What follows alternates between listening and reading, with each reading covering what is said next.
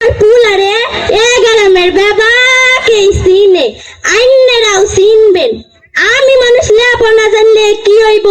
পুলারে মেলা দূর পর্যন্ত লেখাপড়া শিখাইছি। আমার বাপের যেমন জাল আছিল, আমারও মন জাল।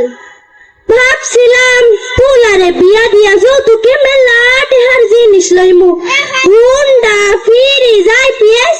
কিন্তু আমার পুলা জাগো লগে থাকে, হে আমার লগে চুক্তি করা কিচ্ছু লাইবা দিল না। পোলা কয়, মা গো তুমি যদি যৌতুক লাও তাহলে আমার বউ তোমার লগে একটা কথা শুনতো না। ওই যে বাপের বাড়ি থেকে যৌতুক নিছ না, কিন্তু আমিও বাবা সাইরা দেওয়ার পাচ্ছি না, সব কামাইয়ের দিয়ে করাই।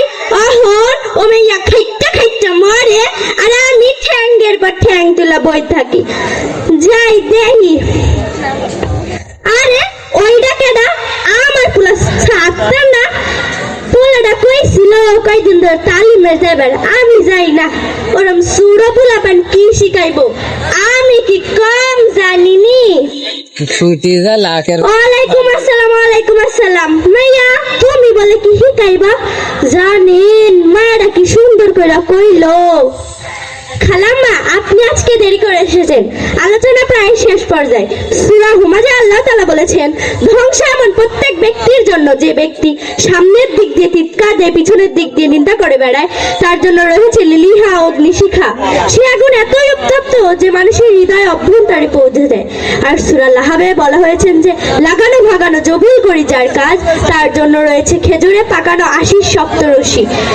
আর হাদিসে হযরত মুহাম্মদ সাল্লাল্লাহু আলাইহি সাল্লাম বলেছেন, গীবত করা বড় ভাইয়ের গোশত খাওয়ার মতো জঘন্য অপরাধ। আমি মাইয়াটারে কইলাম, আচ্ছা মাইয়া, ওই যদি আমার একটা কথা কয়, আমি যদি ওরে কই, তাহলে কি এটা কি বোধইব? কি এটা কি বোধইব?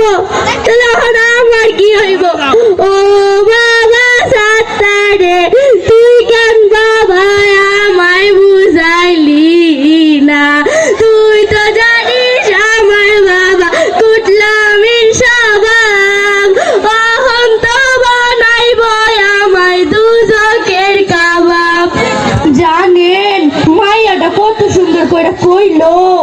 খালাম্মা আপনি হতাশ হবেন না, হতাশার নিরসন মানুষ আল্লাহ তাআলা একদম পছন্দ করেন না।